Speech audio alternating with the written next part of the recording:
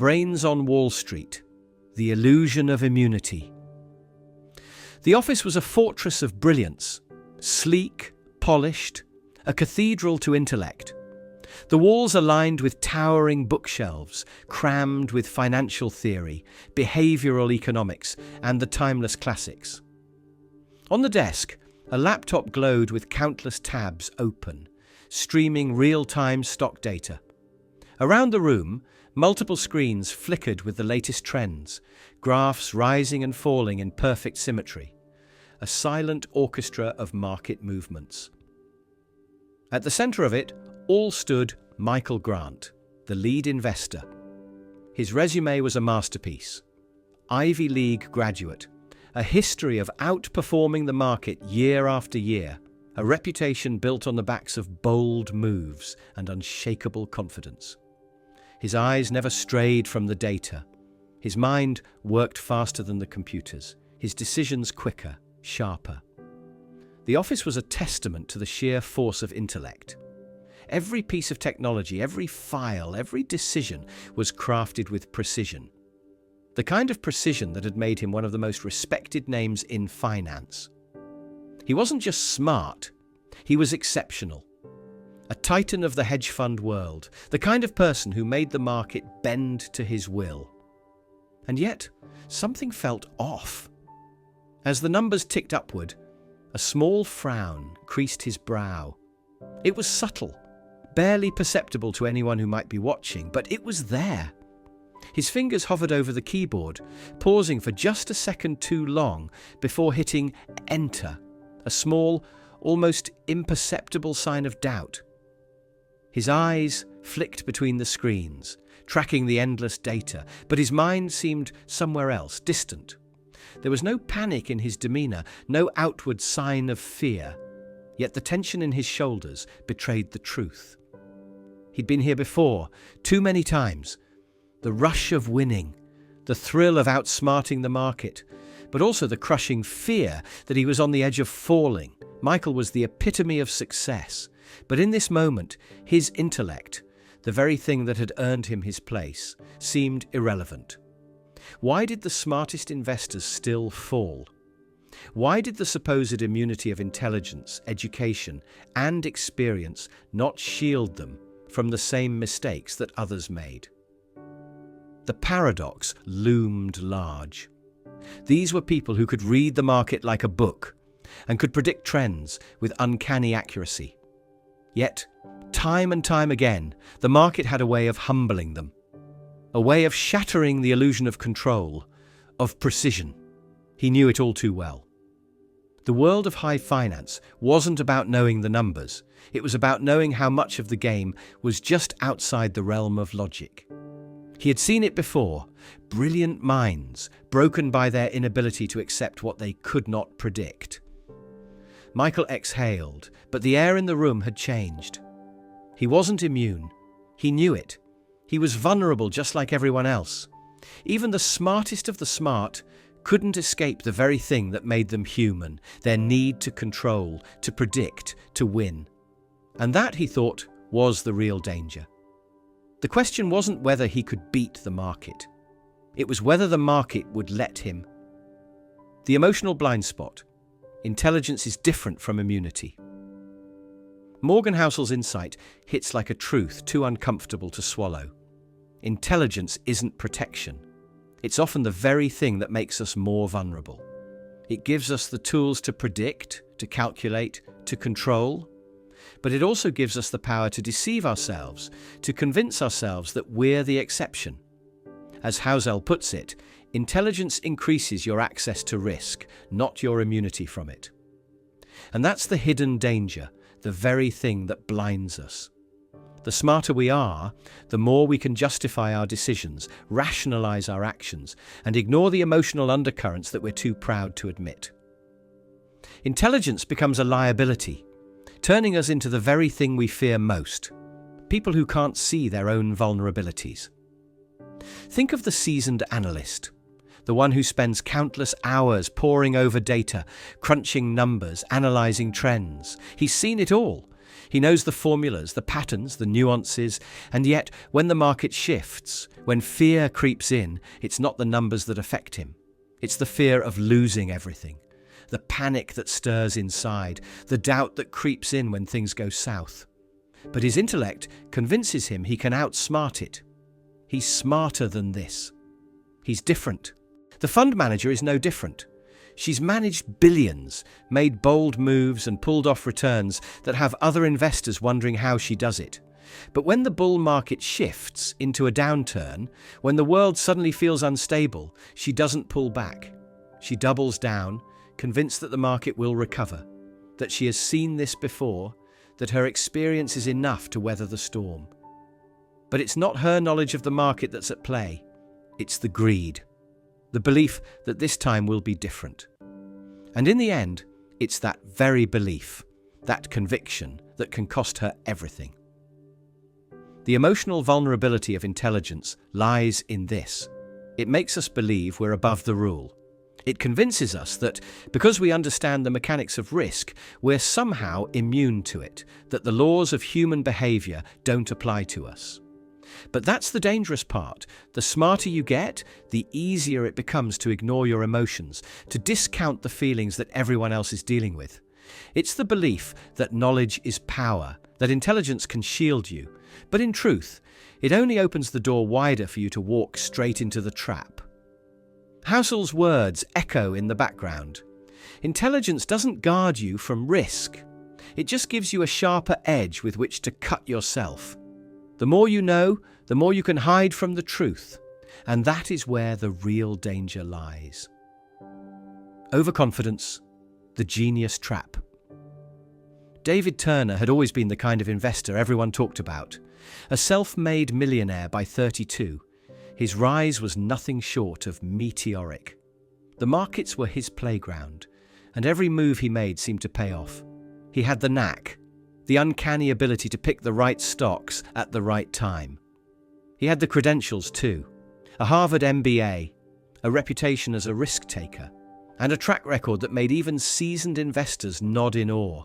But it wasn't just the numbers, it was his gut. The market had a rhythm, a pulse, and David could feel it in his bones. And for a long time, it felt like he could do no wrong. His portfolio exploded with growth. He was the golden boy of the investment world, appearing on financial news networks, getting invited to exclusive dinners with billionaires, and giving keynote speeches about his strategy for success. He became the symbol of what hard work, intelligence, and a little bit of luck could achieve. But behind that facade was something far more dangerous than he realized, an inflated belief in his own brilliance. Success, it seemed, had begun to morph into arrogance. David's intuition, which once served him so well, became his ultimate crutch. He stopped listening to the data as much, stopped analyzing every angle with the precision he had once prided himself on. After all, he had been right so many times before. His instincts had made him wealthy. His gut had become the ultimate authority. Then came the bet.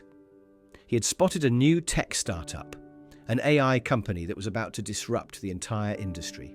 Or so he thought. The numbers didn't fully back it up.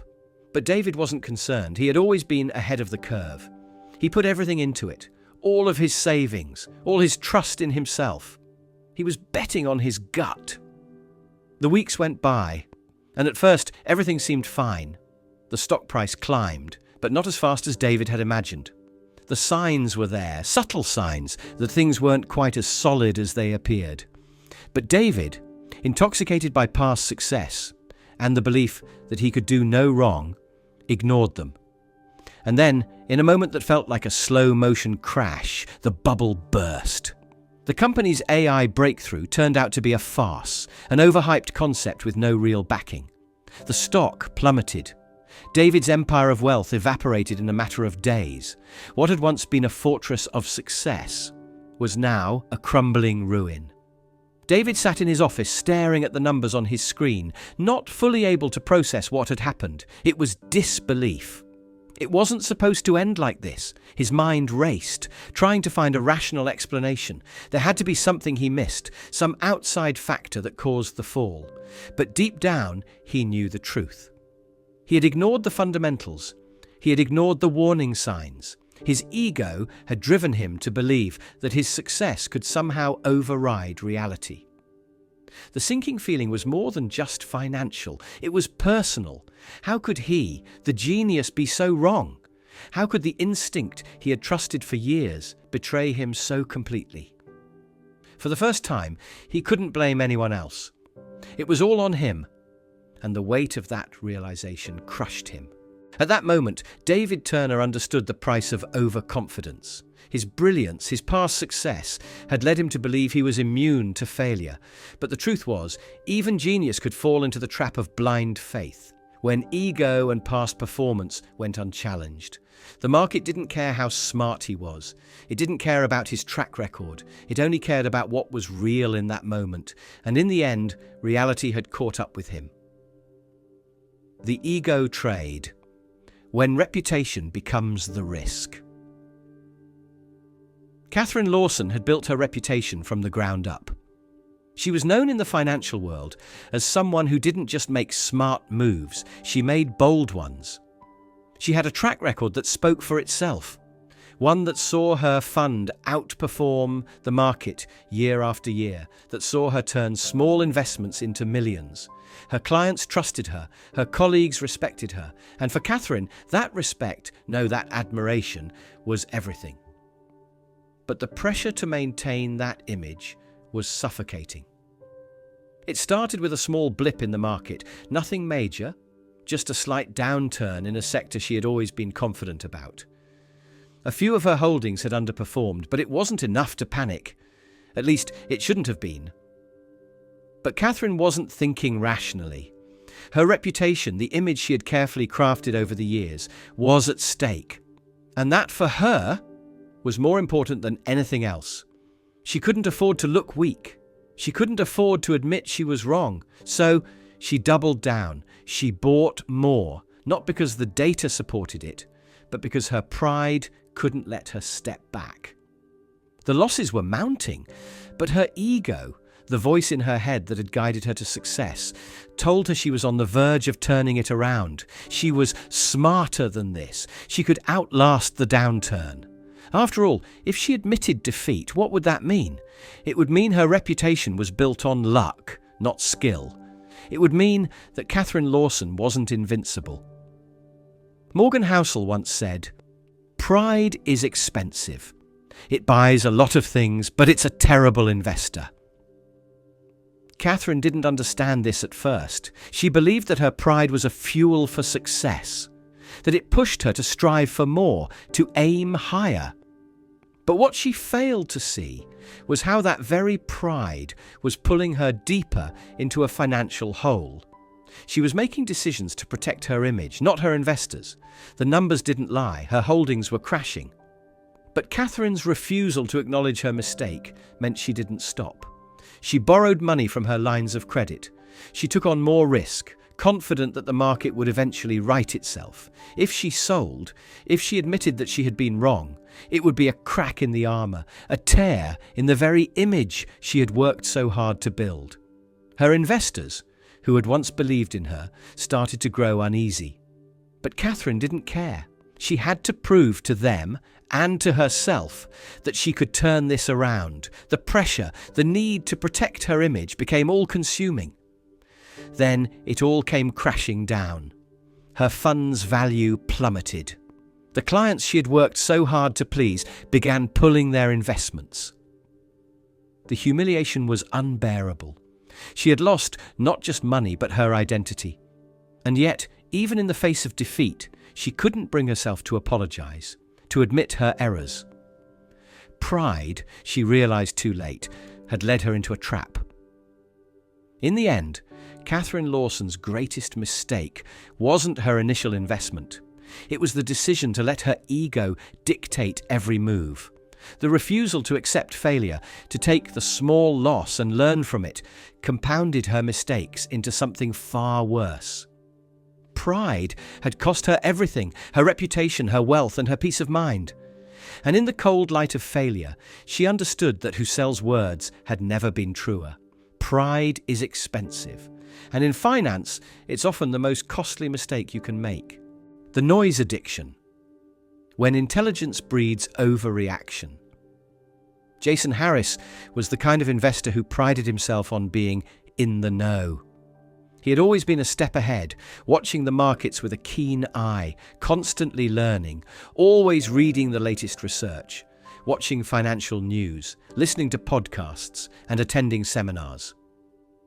His desk was a war room cluttered with charts, spreadsheets, and monitors displaying real-time market data. He felt like a scientist in a lab, analyzing every market movement, trying to predict the next big trend. But over time, that relentless drive to understand everything started to take a toll. At first, it was small. A little tweak here, a slight adjustment there.